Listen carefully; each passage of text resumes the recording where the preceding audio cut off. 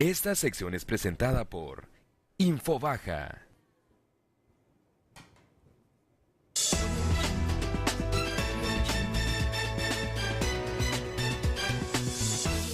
Ya estamos de regreso en Opinión Legal y esta noche está con nosotros aquí en el estudio Gustavo Fernández de León. Él es presidente de Coparmex Tijuana y hoy nos acompaña aquí en el programa para platicar pues de varios temas de agenda pública, varios temas de agenda que ha venido impulsando además Coparmex y que nosotros identificamos como muy importantes y que queríamos rescatar precisamente para comentar aquí con ustedes, con el auditorio, pues en voz del propio Gustavo Fernández, que está aquí con nosotros. Gustavo, muy buenas noches, gracias por estar con nosotros. Oscar, ¿qué tal? Muchas gracias por permitirme participar aquí en tu programa. Al contrario, muchas gracias por acompañarnos. Pues ya casi cerrando este ciclo tuyo al frente de Coparmex en la presidencia, por cierto, ¿no? Sí, definitivamente han sido 2 años muy intensos, muy interesantes. Ya fue la elección del nuevo consejo directivo.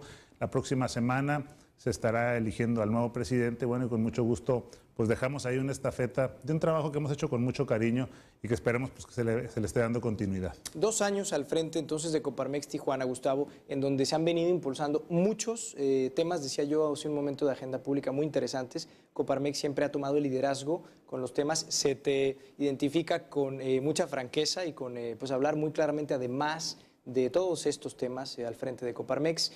Muchos que se han podido venir resolviendo durante la marcha, pero muchos otros que quedan pendientes, muy interesantes, ¿no? Claro. Entre ellos se está impulsando en este momento por Coparmex muy fuertemente la nueva Ley 3 de 3. ¿Esto es así? Claro, sí, como lo mencionas, el organismo nace desde hace más de 86 años a nivel nacional defendiendo los intereses de los empresarios, pero de la sociedad en general y cada presidente que llega pues tiene la encomienda de seguir defendiendo cada uno de los puntos, en este caso pues locales.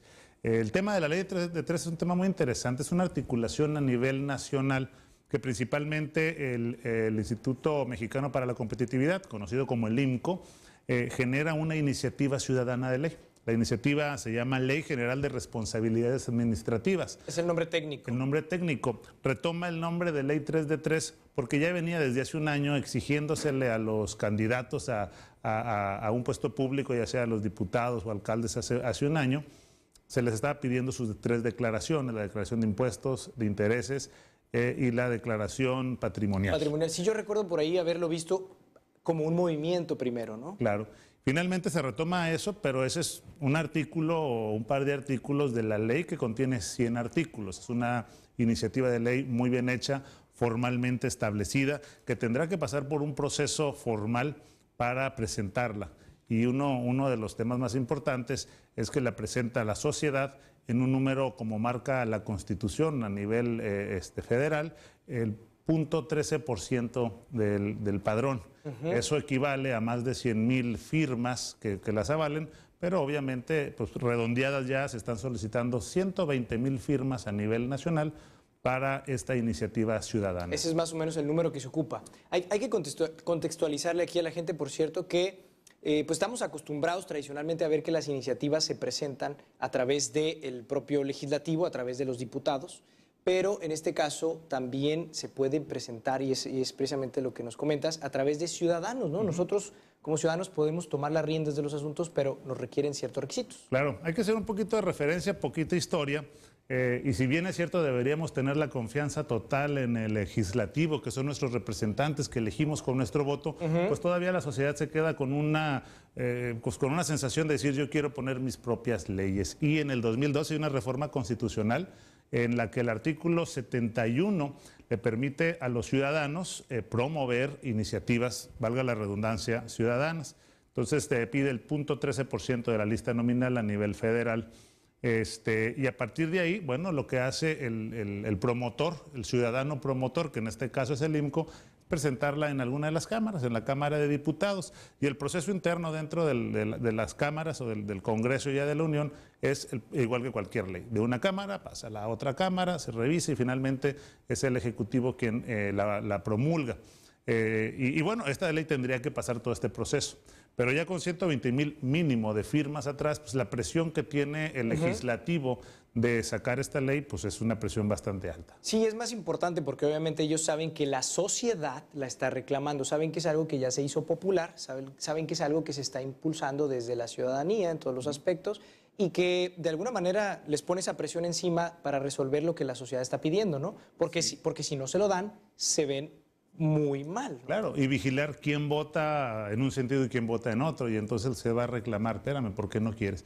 Vale la pena recapitular un poquito qué contiene esta ley que la hace particularmente especial, porque mucha gente se acerca y dice, bueno, ¿por qué tantas leyes? Si es cierto que en México pues, se hacen leyes tras leyes, dices, pues que no, si alguien comete un acto de corrupción, que finalmente es lo que busca inhibir esta ley, pues que hoy en día no se le puede sancionar. Irónicamente, si revisas la ley, sí hay unas lagunas en donde no se puede tipificar de manera clara y concreta un acto de corrupción. Sí, parece irónico. Sí, hay muchos supuestos en los que no se acomodan, ¿no? Entonces, finalmente, por ejemplo, aquí define las competencias de la Federación, pero muy importante, define las conductas que dan lugar a responsabilidades administrativas.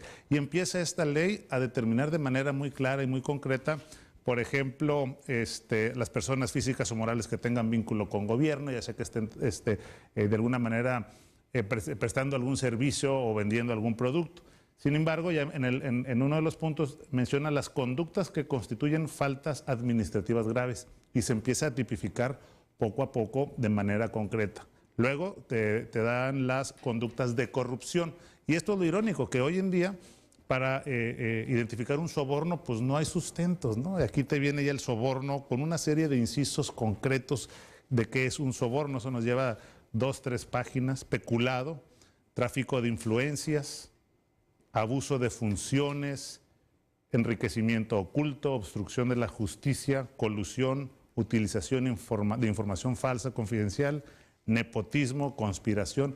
Viene muy clara esta ley en los sujetos de responsabilidad, etcétera, ¿no? Entonces, es una ley con 100 artículos en donde a la hora de decir, no, es que a mí no me dio el dinero, se lo dio a mi compadre, entonces yo no, o sea, espérame, aquí viene muy claro, ¿no?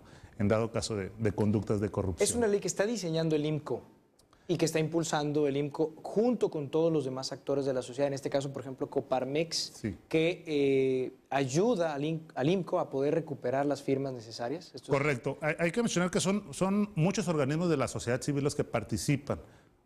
Coparmex uno de ellos, pero afortunadamente Coparmex estamos articulados a nivel nacional de una manera muy sólida. Efectivamente. 65 centros empresariales, entonces nuestra participación es importante, sin minimizar la participación muy importante de otros actores, pero a nivel Estado nosotros podemos inmediatamente trabajar. Por la estructura que tienen. Por la estructura, entonces estamos haciendo lo propio en Tijuana, obviamente en Ensenada y Mexicali también lo están haciendo y estaremos juntando las firmas necesarias equivalentes a lo que nos corresponda. Inclusive aquí traigo para que tú en un momento dado pues me firmes, espero contar con tu firma y la de todos los que aquí colaboran. Claro, por supuesto, de antemano cuenta con ello. Y es curioso que se esté impulsando esta ley, es muy importante que se esté haciendo finalmente, y es curioso que se haga desde la sociedad porque eso simplemente significa que no se ha escuchado esa voz en el Congreso, porque si no ya la hubiera retomado cualquiera de los legisladores y la hubiera presentado. O sea, es curioso que te veas forzado como sociedad a tú hacer el esfuerzo de recabar las firmas,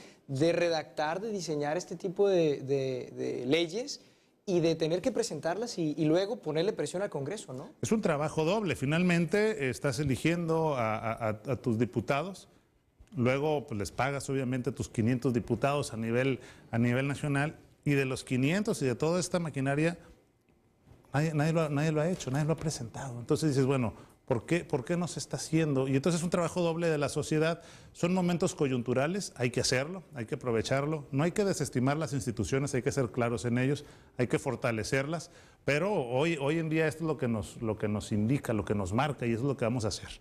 Obviamente lo que queremos es que se pongan las pilas, ahora sí como se dice coloquialmente, los diputados, los senadores, y que ese tipo de iniciativas pues no se esperan a que la sociedad tenga que juntar las firmas, sino que sea escuchada en su momento. Gustavo, y esta ley además marca a todos los funcionarios públicos, ¿no? O sea, no solamente precisamente para los propios legisladores, ellos son los que en todo caso van a ventilar, a votar la ley, etcétera.